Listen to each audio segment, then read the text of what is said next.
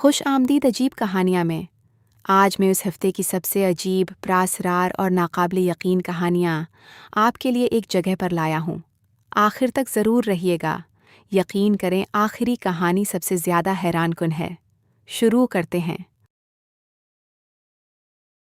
सन 537 ईस्वी में रोमी अरब के सहराओं में फैले 137 राहबों ने चमड़े के कागज़ पर कलम उठाया।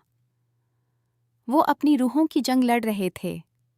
कम अज़ कम उन्हें यही यकीन था। लेकिन जो कुछ वो पीछे छोड़ गए, वो एक ऐसी खिड़की थी, एक ऐसी दुनिया की तरफ जिसे तारीख ने तकरीबन भला ही दिया था।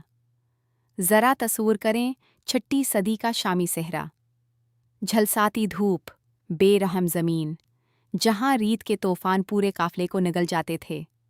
लेकिन उसी बेआब वग्याह इलाक़े में, वादियों की आगोश में और पथरीली चट्टानों पर सैकड़ों खानकाहें खड़ी थीं। पत्थर की इमारतें जो इल्म, अबादत और गर्मा गर्म मजहबी बहसों का मरकज़ बन चुकी थीं। यहाँ रहने वाले राहब मोनोफेज़ाइट मसीही थे, जो बाज़ंतीनी सल्तनत के सरकारी अक़ीदे को नहीं मानते थे। क़िस्तिनतनिया की नज़र में ये गमराह थे, लेकिन अपनी नज़र में सच्चे ईमान वाले। इसी साल इन खानकाहों के बड़े राहबों ने मिलकर एक ख़त लिखा। ये ख़त भेजा गया बिशप जैकब बारादियोस को, जिन पर इल्ज़ाम था कि वो अक़ीदे को बिगाड़ रहे हैं। मामला था तरीथयाज़म का, यानी ये सोच कि तथलीस का मतलब 3 अलग अलग खुदा हैं, न कि एक खुदा 3 रूपों में। इन 137 राहबों ने यूनानी ज़बान में ईमान का ऐलान लिखा, दस्तखत किए और खानकाहों के पूरे जाल में भेज दिया। लेकिन इस ख़त की असल अहमियत मजहबी बहस नहीं, बल्कि वो दुनिया है जो इसमें झलकती है। ये राहब कोई तन्हा फ़कीर नहीं थे, ये ताकत के एक पूरे निज़ाम में बंधे हुए थे। ख़त में मखसूस खानकाहों और इलाक़ों का जिक्र है, और गसानी अरब सरदारों से ताल्लुक़ भी, जो रूम की तरफ से उन इलाक़ों पर हुकूमत करते थे। चमड़े का एक टुकड़ा, और अचानक एक पूरी मसीही तहज़ीब सामने आ जाती है, जो अरब के सहराओं में फल फूल रही थी, और जिसके बारे में आज किसी को कानो कान खबर नहीं। ये ख़त सिर्फ सिरयानी तर्जमे में बच्चा, एक ऐसे मजमूए में महफूज जो बाद में जनूब मगरबी शाम में मरतब हुआ, आज भी वहीं पड़ा है। चंद माहिरीन के अलावा किसी की नज़र नहीं पड़ती। और यही सबसे बड़ा सवाल है, इतनी मुनज़्ज़म, इतनी फैली हुई मसीही दुनिया तारीख से यूं गायब कैसे हो गई? 1-2 नस्लों बाद इस्लाम ने उस पूरे खत्ते का नक्शा बदल दिया। लेकिन सुन, 570 में इन 137 राहबों ने एक निशान छोड़ा कि हम यहाँ थे, हम अहम थे, और हमने अपने यकीन के लिए लड़े। तो सोचें, ऐसी कितनी और दुनियाएं होंगी जो वक्त की गर्द में दब गईं, ऐसे सहराओं में जहां हमने कभी झांका ही नहीं। आपके ख्याल में तारीख का कौन सा गमश्ता बाब सबसे ज़्यादा अहम हो सकता है?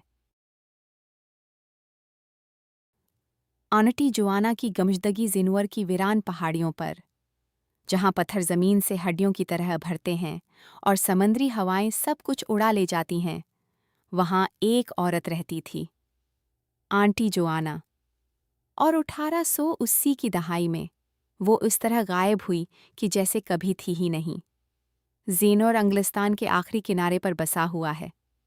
वहाँ दरख्त नहीं अगते।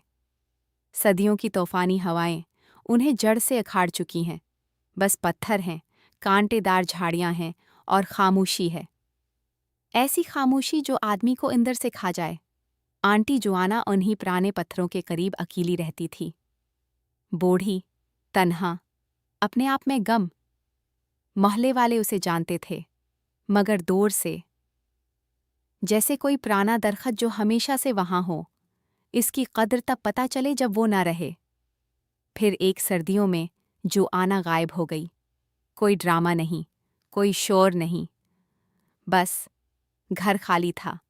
और यहाँ से मामला अजीब होना शुरू होता है। सरकारी कागजात में तुजाद है। कुछ कहते हैं वो कई दिन बाद मेलों दौर किसी खेत में मिली, बदहवास और बेसुध। कुछ कहते हैं वो कभी मिली ही नहीं। तलाशी दस्ते पहाड़ियाँ छान मारते रहे, कुछ हाथ न आया। और सबसे अजीब बात, कोई नहीं जानता वो कितने अरसे गायब रही। दिन, हफ्ते। मकामी तारीख की किताबें उसका जिक्र यूं छोड़ देती हैं जैसे किसी ने जानबूझकर सफ़ा फाड़ दिया हो। जहां ईसाईद से भी पुराने पत्थर आज भी खड़े हों, क्या वहां एक बूढ़ी औरत बस जमीन में समा जाती है? आप बताएं, क्या आंटी जोआना वाकई कभी मिली थी या पहाड़ियों ने उसे हमेशा के लिए अपना लिया? नीवी आइलैंड की सरगोशी दिसंबर 1880 की बात है। नियाग्रा दरिया के बीच एक छोटा सा जजीरा एक नाकाम इनकिलाब का आखिरी गढ़ बन गया। नीवी आइलैंड कनाडा के साहल से बस चंद कदम की दूरी पर, और यहीं वो वाक़या होने वाला था जो तारीख के सबसे अजीब राजों में से एक बन जाएगा। नियाग्रा दरिया इतना तंग है कि पत्थर फेंको तो पार जा गिरे। सर्दियों में बर्फ जम जाती है, पानी का बहाव तेज होता है, और 1887 में अमेरिका और कनाडा के दरमियान कोई फौज नहीं थी।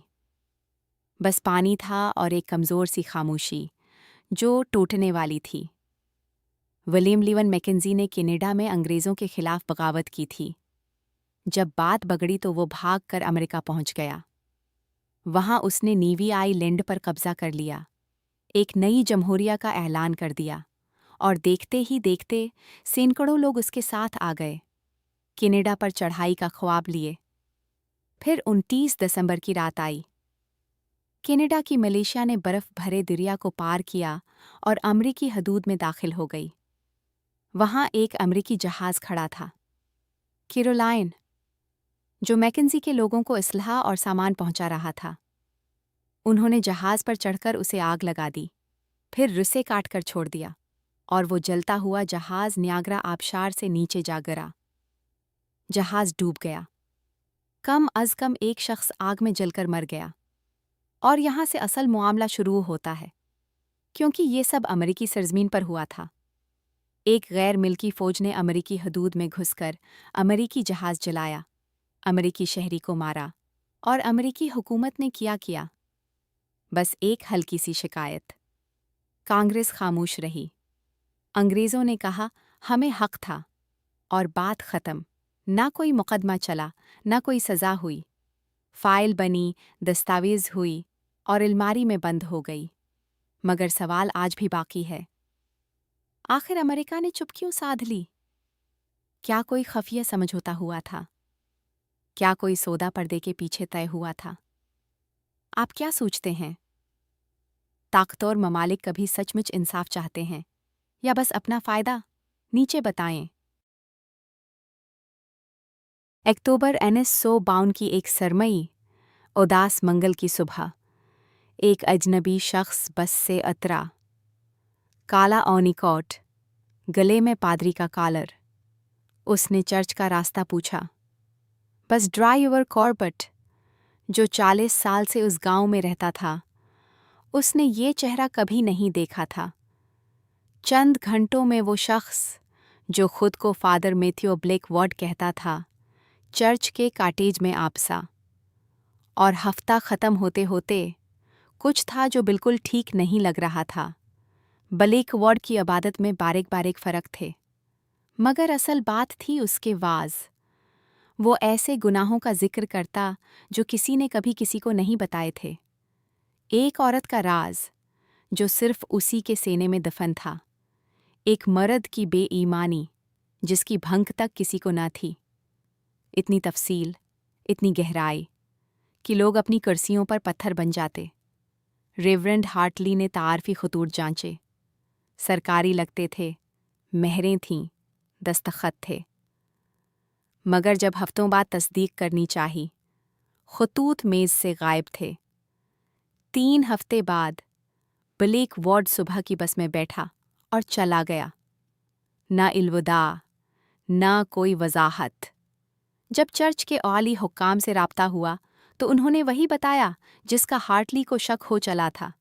किसी भी डायोसिस में फादर मैथ्यू ब्लेकवॉर्ड नाम का कोई पादरी मौजूद नहीं था। बस कंपनी के पास उसके सफ़र का कोई रिकॉर्ड नहीं था।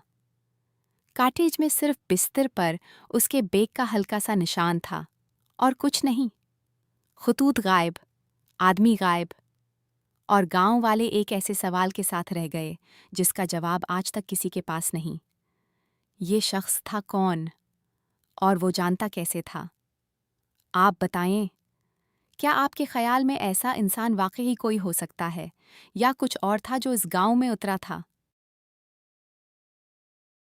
1492 का साल था जब कोलंबस एक जजीरे पर उतरा जिसे उसने ला इस्ला एस्पानियोला का नाम दिया। लेकिन वहां पहले से रहने वालों का अपना नाम था इस जगह का, हिस्पानियोला। और इस जजीरे पर एक ऐसी सल्तनत मौजूद थी, इतनी वसिया, इतनी दौलतमंद, इतनी मुनज़्ज़म, कि एक ही नस्ल के अंदर उसे तारीख के सफ़हात से मिटा दिया गया। इस सल्तनत का नाम था मागवा, यानी खुली ज़मीन। ज़रा तसव्वुर करें, एक वादी जो जनूब से शमाल तक 80 मील फैली हुई थी, चारों तरफ से ऐसे पहाड़ों ने घिरी हुई थी जो आसमान से बातें करते थे। ज़मीन इतनी ज़रख़ीज़ थी कि बस पूछे मत। 23,000 नदियाँ और नाले इस मिट्टी को सीराब करते थे। 12 दरिया तो इस्पीन के बड़े दरियाओं जितने गहरे और चौड़े थे। वादियों में फसलें लहलहाती थीं और मौसम सारा साल गर्म और खुशगवार रहता था। लेकिन मागवा की असल दौलत पहाड़ों के अंदर छिपी थी। पत्थरों और मिट्टी के नीचे सोने की रगें दौड़ती थीं। बखरे हुए ज़रे नहीं, बल्कि खालिस, ठोस सोना। 22,000 नदी नाले उन पहाड़ों से उतरते थे और उनमें से अक्सर अपने साथ सोना बहा कर लाते थे।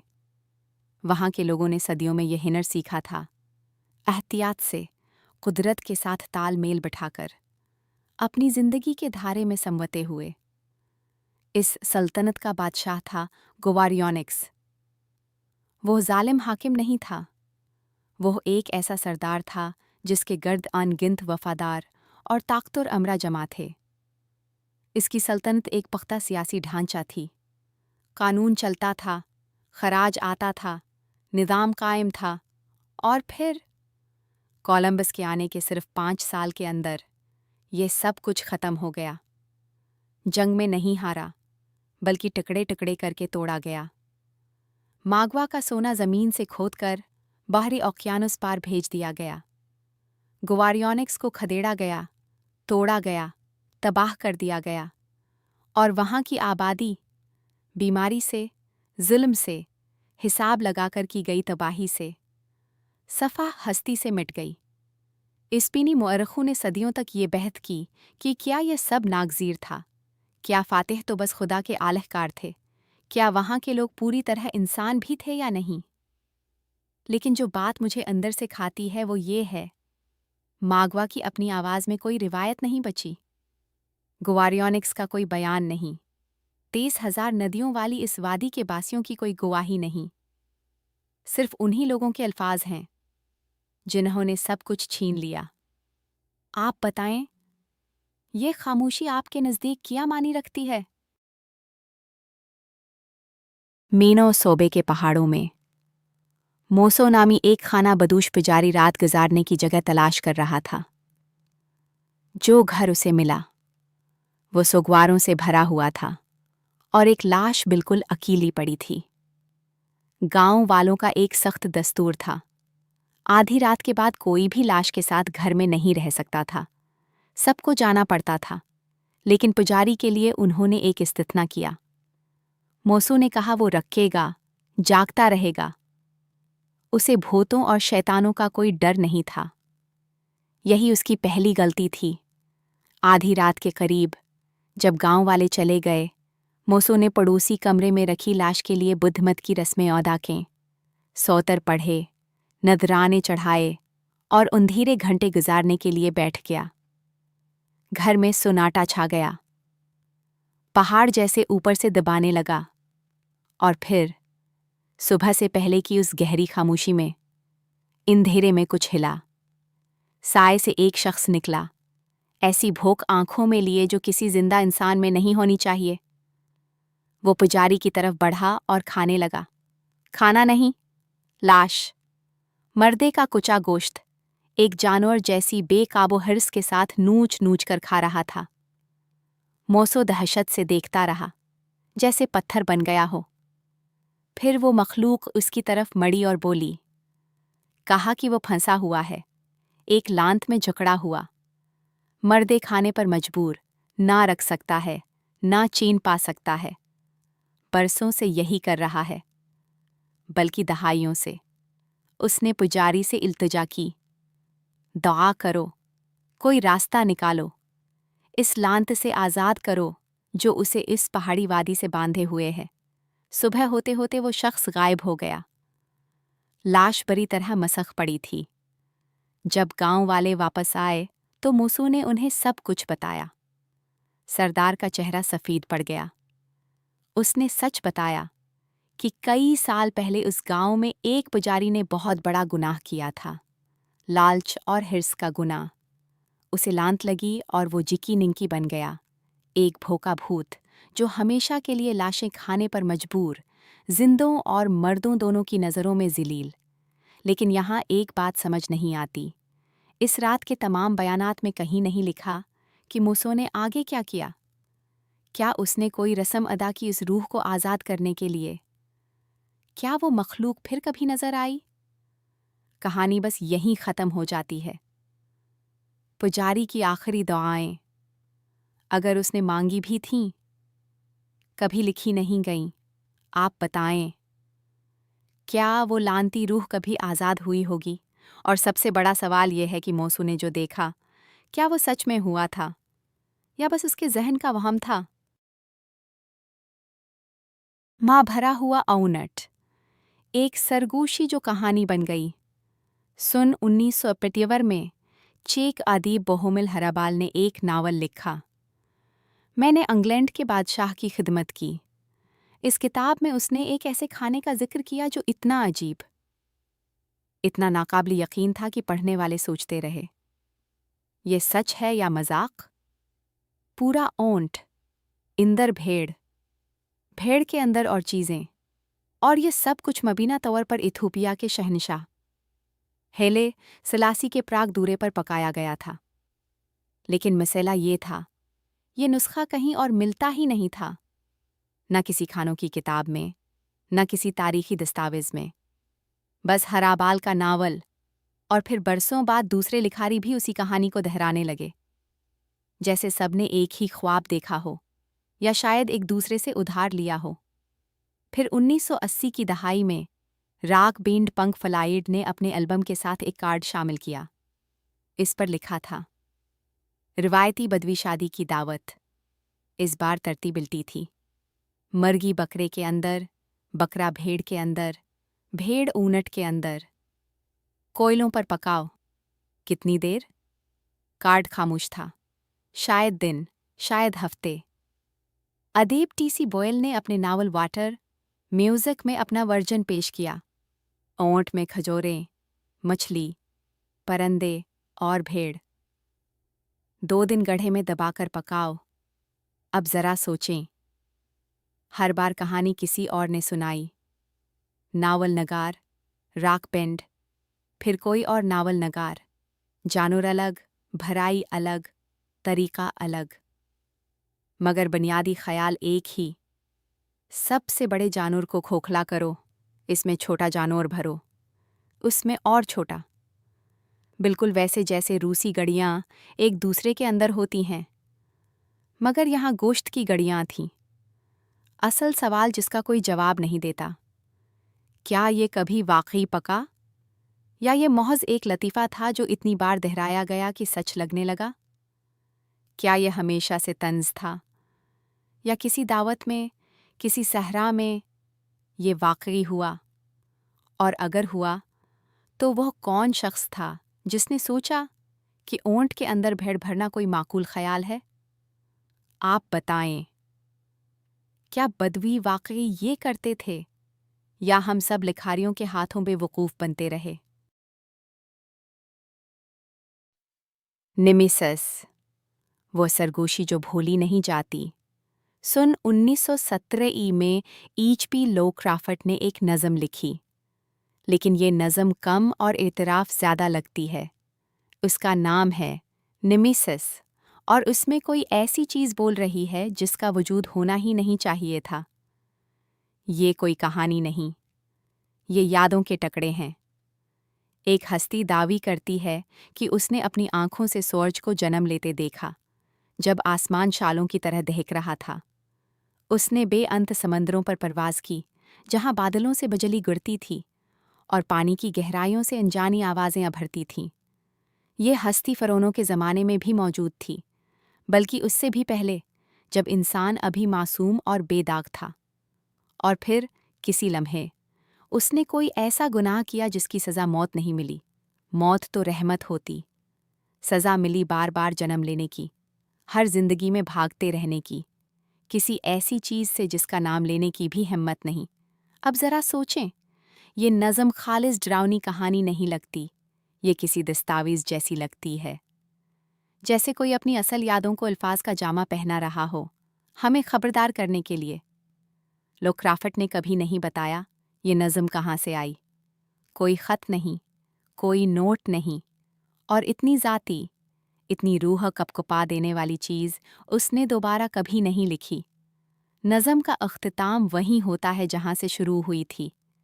راوی صبح کی روشنی میں چیختا ہوا جاگتا ہے، اس علم کے بوجھ تلے پاگل ہوتا ہوا کہ وہ کیا ہے اور کیا اس کا پیچھا کر رہا ہے۔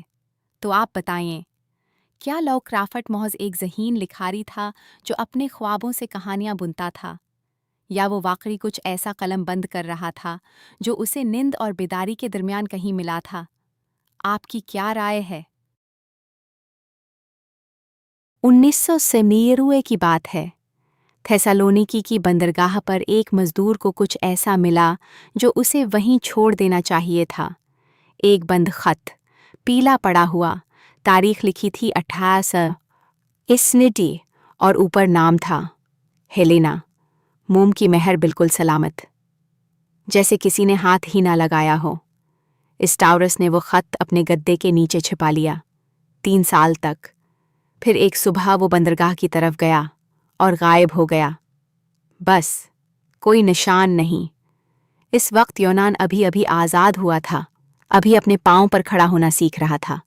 تھیسالونیکی کی بندرگاہ پر ماضی کے ٹکڑے لہروں کے ساتھ آتے رہتے تھے، آسمانی نشانیاں، بازنطینی آثار، اور ایسے خط جن کا اس دنیا میں کوئی کام نہیں تھا۔ گوداموں میں صندوق اوپر تلے دھرے رہتے، کوئی پوچھنے والا نہیں کہ ان کے درمیان کیا دب گیا۔ اسٹاورس کی بہن کو وہ خط اس کے سامان میں ملا۔ اسے کیا پتا تھا کہ یہ کیا ہے؟ بس پرانی چیز لگی، اپنی بیٹی کو شادی کے تحفے میں دے دیا۔ سوچا، پرانی چیزیں برکت لاتی ہیں۔ 2 سال بھی نہ گزرے، شوہر چھوڑ کر چلا گیا، سب کچھ لے گیا۔ بیٹی سے یہ خط برداشت نہ ہوا تو ماؤنٹ آتھوس کے ایک راہب کو دے آئی۔ دعا کرو، شاید یہ مہر ٹوٹے۔ راہب نے خط کتب خانے میں رکھا، خود اندراج کیا، پر ہاتھ کانپتے رہے پورا وقت۔ اسی سردی میں پتھر کی سیڑھیوں سے گر گیا۔ جان بچ گئی، مگر کچھ اور نہ بچا۔ عقل بکھر گئی جیسے شیشہ گرے اور ریزہ ریزہ ہو جائے۔ باقی زندگی وہی ایک نشان بناتا رہا، ہر کاغذ پر بار بار، جب تک سانس رہی۔ 1988 میں ایک عالم آیا، خط دیکھنا چاہتا تھا۔ نئے راہب نے صاف انکار کر دیا، یہ لفافہ کوئی نہیں کھولے گا۔ عالم نے بس تصویر کھینچی، اندر کیا ہوگا اس پر مضامین لکھے۔ 6 مہینے بعد مر گیا، جواب جانے بغیر۔ 60 سال وہ خط ماؤنٹ آتھوس میں رہا۔ 2019 میں راہبوں نے اپنی نوادرات ایتھنز کے بازنطینی و مسیحی عجائب گھر کو دے دیں۔ اب وہ خط وہاں ہے، شیشے کے پیچھے، مناسب درجہ حرارت میں، موم کی مہر آج بھی بالکل سلامت، آج بھی بند۔ عجائب گھر میں آج تک کسی نے نہیں پوچھا کہ اسے کھولا جائے، اور شاید کبھی کوئی پوچھے گا بھی نہیں۔ آپ بتائیں، اس خط کے اندر کیا لکھا ہوگا؟ دی وسپرڈ فائل۔ غائب ہونے والی دلہن وکٹورین انگلینڈ کے بڑے بڑے گھرانوں میں ایک دوپہر ایک نوجوان عورت اپنے گھر کا دروازہ کھول کر باہر نکلی، اور بس جیسے ہوا میں گھل گئی۔ ना कोई खत, ना कोई पता, ना कोई निशान। उसे फिर किसी ने नहीं देखा, हत्ती कि उसके अपने शौहर ने भी नहीं। साल था 1868। शौहर एक रईस आदमी था, पढ़ा लिखा, इज्जतदार, माशरे में नाम वाला। उसने लड़की को ज़हीन, खूबसूरत और एक ऐसी तबीयत की मालिक बताया जो यहाँ आकर उसका कलम रख गया, जमला अधूरा छोड़ दिया। बस इतना पता चलता है कि इन दोनों के दरमियान कुछ ऐसा हुआ, कुछ ऐसा जो उसे घर से निकालकर तारीख के अंधेरे में धकेल गया। शौहर का अपना बयान मौजूद है, लेकिन वो बयान अजीब है, सर्द, बेरूह, और हर लफ्ज़ में वो एहतियात जो आदमी तब बरतता है जब वो चाहता हो कि दुनिया कुछ भूल जाए। वो कहता है उसे नहीं मालूम वो कहाँ गई, और फिर वो जिक्र करता है अपने बाप का जो इस वाक़ये का गवाह था और जो उसके बाद टूटता चला गया। बूढ़ा बाप घंटों दरवाजे को तकता रहता, जैसे किसी का इंतज़ार हो, फिर पलटकर बेटे का चेहरा देखता, ऐसे जैसे कोई सवाल ढूंढ रहा हो जो वो कभी ज़ुबान पर ला नहीं सका। बाप चल बसा, बरस गुजरते रहे, और तब जाकर, सिर्फ तब, शौहर के जहन में इस लड़की की तस्वीर वापस आई, बिल्कुल साफ, बिल्कुल तेज। और उसने पहली बार सोचा कि जो अंधेरा उसकी जिंदगी पर छाया हुआ है वो शर्म है या गम, उसने जो किया इस पर या जो खोया इस पर। और फिर अखबार में एक ऐलान आया, वो औरत आयोलिन बलिक जिंदा थी। ना सिर्फ जिंदा, बल्कि एक यूरोपी नवाब से मंगनी कर चुकी थी। वो आगे बढ़ चुकी थी, और शौहर ने वो सुतरें पढ़ें, और पहली बार अपने आप के बारे में वो सच जाना जिससे वो बरसों से मना मोड़ता आया था। खत वहीं ख़त्म हो जाता है। हमें नहीं मालूम उसने क्या फ़ैसला किया। क्या उसने एओलिन से राब्ता किया या उसे दूसरी बार भी जाने दिया? ये कहानी कभी लिखी नहीं गई। अब आप बताएं, इस कमरे में आखिर हुआ क्या था? कौन सी बात किसी औरत को मजबूर करती है कि वो अपनी पूरी ज़िंदगी छोड़कर गायब हो जाए, और कौन सी कमज़ोरी किसी मर्द को बरसों ये सवाल पूछने से रोके रखती है?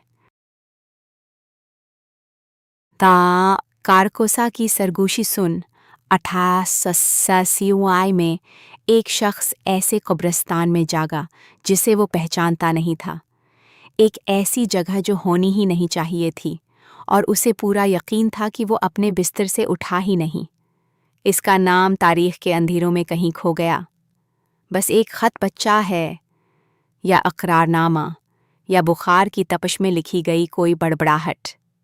ये दास्तान शुरू होती है कारकोसा नामी एक प्रसरार शहर के एक बीमार कमरे से, ऐसा शहर जो किसी नक्शे पर कभी नहीं मिला।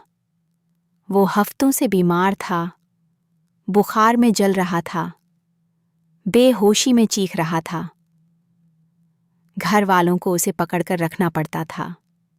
फिर एक लम्हा वो बिस्तर में तड़प रहा था, अगले ही पल वो एक वसिया मैदान में अकेला खड़ा था। ऊपर से जैसा भारी आसमान, जमीन पर सोखी घास थी जो हुआ से रात सरगोशी करती लगती थी। इधर उधर टूटे फूटे कतबे बिखरे पड़े थे, काई से ढके, आधे जमीन में धंसे हुए। कोई परंदा नहीं, कोई कीड़ा नहीं, कोई आवाज नहीं, बस पत्तों की सरसराहट और झलसे दरख्तों में से गुजरती हुआ की आह। ठंड थी, मगर जिस्म को नहीं, सिर्फ रूह को महसूस होती थी।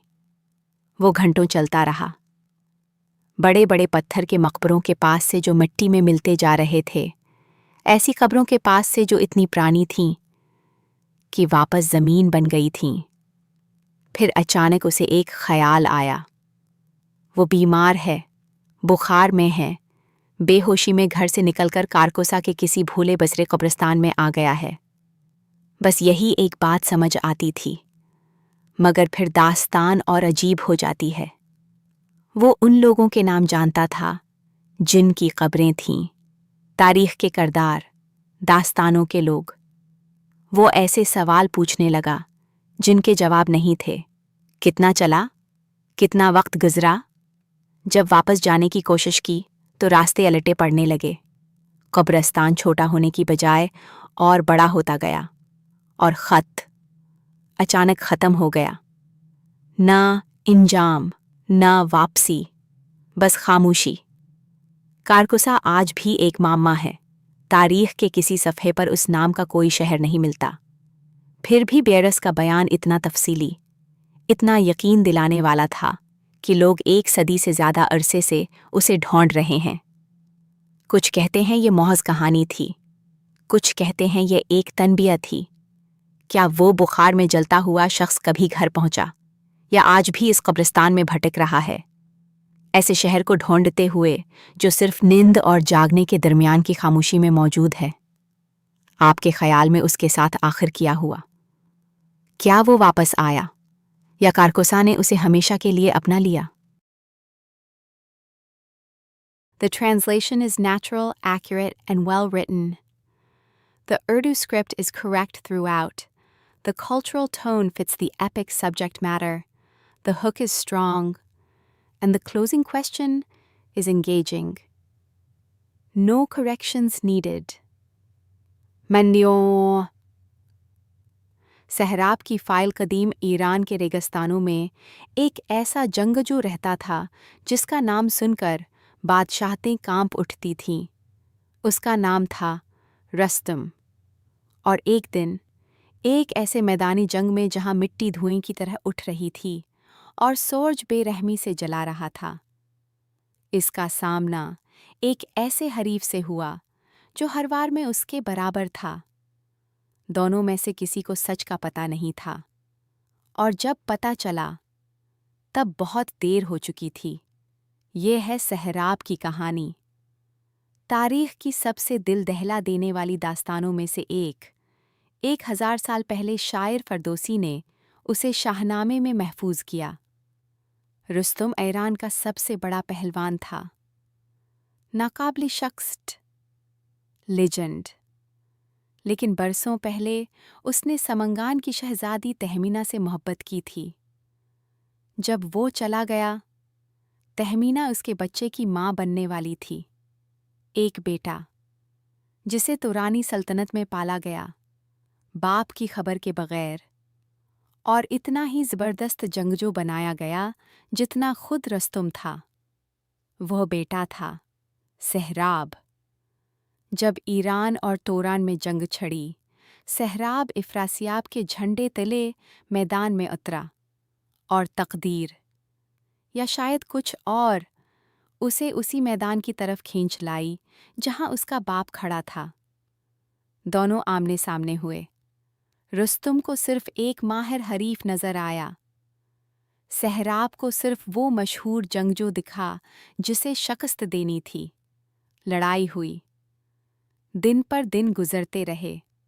जब एक गिरता दूसरा उठाता। दोनों समझ नहीं पा रहे थे कि ये अजीब सा खंचाव क्यों है, यह अनजाना रिश्ता कैसा है। लेकिन जंगजुओं की रिवायत ने आखिरी मुकाबला मांगा, और इस आखिरी लम्हे में रस्तुम ने ऐसा जख्म लगाया जो भरने वाला नहीं था।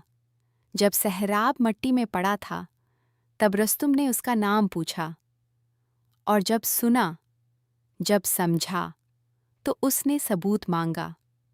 तहमीना ने रस्तुम को एक निशानी दी थी, एक मोहर, जो बेटे की ज़िरा के नीचे छिपी थी। रुस्तुम के हाथ कांप रहे थे जब उसने खोली। महर असली थी। ये लड़का इसका अपना बेटा था। सदियों से उलमा इस लम्हे पर बहस करते आए हैं। क्या ये वाकई तकदीर थी, या ये गरूर का अंधापन था? ऐसे मर्दों का जो अपनी शान में इतने डूबे थे कि सामने का सच न देख सके। बाप और बेटा दोनों पहाड़ हिलाने की ताकत रखते थे, और दोनों एक दूसरे को तबाह करने के लिए काफ़ी अनजान भी। और यही बात मुझे चैन नहीं लेने देती। क्या सहराब को आखिरी लम्हों में कुछ शक हुआ था? क्या वो जानता था, या अलमैया मुकम्मल था, कि वह बाप का नाम जाने बगैर ही चला गया? आप बताएं, अगर आप रुस्तुम की जगह होते तो क्या करते? क़ाल पेन बाब्लोनेज़म, वो नज़रिया जो 30 साल तक सच लगा। 1890 की दहाई में जर्मन यूनिवर्सिटियों में एक ऐसा ख्याल फैला जिसने सब कुछ हिलाकर रख दिया। सोचें, क्या हो अगर दुनिया के हर मजहब की, हर कहानी की, हर दास्तान की जड़ एक ही जगह हो? बाबल। और सबूत वो सितारों में छिपा हो। ये था पीन बाबलोनिज्म, और 23 साल तक यूरोप के बड़े बड़े आलम इस पर यकीन रखते थे। शुरुआत हुई फ्रेडरिक डिलीच से, एक बड़े मुस्तशरिक। उन्होंने देखा कि बाबल की पुरानी कहानियां हर जगह नजर आती हैं, मिस्र में, यूनान में, बाइबल में भी। वही तूफान का किस्सा, वही तख्लीक की दास्तान, वही देवता, बस नाम बदले हुए। डिलीच ने कहा, यह इत्तेफाक नहीं। बाबल ने सिर्फ तुजारत और फौजें नहीं भेजें, उसने अपना पूरा रूहानी जहान बाहर फैलाया। फिर और आलम आए, पीटर जेनसन, हेयोगो वंकलर, अल्फ्रेड यरेमियास। उन्होंने पूरे नक्शे बनाए, दिलाइल दिए कि बाबल का इल्मी नुजूम दूसरी कौमों की कहानियों में छिपा दिया गया था।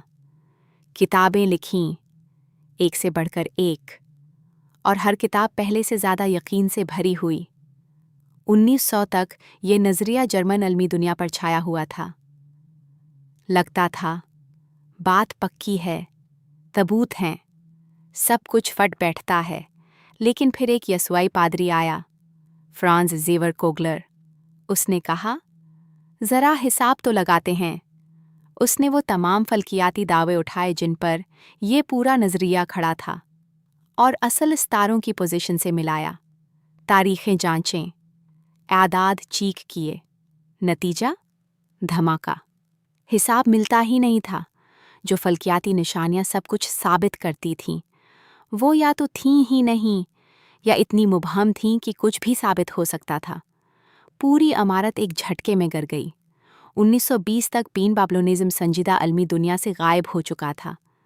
वो नज़रिया जो इतना मजबूत, इतना मुकम्मल, इतना साबित शुदा लगता था, हुआ हो गया। लेकिन यहाँ वो बात है जो दिल में खटकती रहती है। 23 साल तक यूरोप के ज़हीन तरीन लोग इस पर पूरी तरह यकीन रखते थे, पढ़ाते थे, लिखते थे, दूसरों को कायल करते थे। उन्हें ज़रा भी शक नहीं था। तो अब सवाल ये है, आज हम कौन नज़रियों पर उसी अंधे यकीन के साथ जमे बैठे हैं? कौन सी साबित शुदा बातें हैं जिन पर 100 साल बाद लोग सिर हिलाएंगे? आपके ख्याल में आज की दुनिया में ऐसा कौन सा बड़ा यकीन है जो कल गलत निकल सकता है? नीचे ज़रूर बताएं। रूहानी ऑपरेशन का राज 1950 की दहाई में फिलिपाइन और ब्राज़ील में कुछ ऐसे इलाज करने वाले सामने आए जो बग़ैर किसी आले के ऑपरेशन करने का दावी करते थे। नंगे हाथों से जिस्म खोलते, बीमार गोश्त निकालते और ज़ख़म बंद कर देते। सब कुछ चंद मिनटों में, बग़ैर किसी निशान के। मरीज़ कहते थे कि उन्हें कुछ महसूस ही नहीं हुआ, और हज़ारों लोग यकीन कर बैठे। ज़रा तसव्वुर करें, 1950 की दहाई का मनेला, झलसा देने वाली गर्मी, तंग गलियों में बीमार और लाचार लोगों का हजूम। सरकारी हस्पताल थे, मगर महंगे, दूर और गरीब की पहुंच से बाहर। ऐसे में ये रूहानी ऑपरेशन करने वाले आगे आए। सफ़ेद कोट पहने, पुरातमाद लहजे में बात करते और वह चीज़ पेश करते जो असल दवाई अक्सर नहीं दे पाती थी, उम्मीद, और वो भी सस्ती। तरीका बिल्कुल सीधा था। मरीज़ लेटता, ये शख्स हाथ रखता, और चंद सेकंडों में, बग़ैर चीरे के, बग़ैर बेहोशी के, जिस्म जैसे खुल जाता, खून नज़र आता, कुछ निकाला जाता। देखो, ये रही तुम्हारी बीमारी। फिर हाथ हटते और जल्द खुद ब खुद बंद हो जाती। न टांके, न पट्टी, न निशान। हज़ारों आए, हज़ारों ने पैसे दिए, और हज़ारों वापस गए उस यकीन के साथ कि शिफा मिल गई। मगर फिर कुछ जादूगरों ने एक अजीब बात नोट की। उन्होंने वही हरकत पहचाने जो वह खुद स्टेज पर करते थे। आंखों को इधर उधर करना, हाथों का खास जाविया। ये मौजज़ा नहीं, ये तो हाथ की सफाई थी। खून असल में नकली था और जो बीमार गोश्त निकाला जाता वो जानवरों का था, पहले से छिपा कर लाया गया। 1970 की दहाई तक ये सारा खेल बेनकाब हो गया। तहकीकात में इन लोगों की जेबों से जानवरों के आज़ा बरामद हुए। कैंसर के मरीजों को ठीक करार दिया गया और वो महीनों बाद उसी बीमारी से चल बसे। फिर भी लोग वापस जाते रहे। कुछ कहते थे दर्द कम हो गया, कुछ कहते अलामात ठीक हो गईं। साइंस उसे प्लेसिबो असर कहती है, यानी जहन की वह ताकत जो तकलीफ को सच में कम कर सकती है, चाहे इलाज बिल्कुल झूठा हो। मगर सबसे दिल दहलाने वाली बात यह है, कई मरीजों ने असल ऑपरेशन से इनकार कर दिया।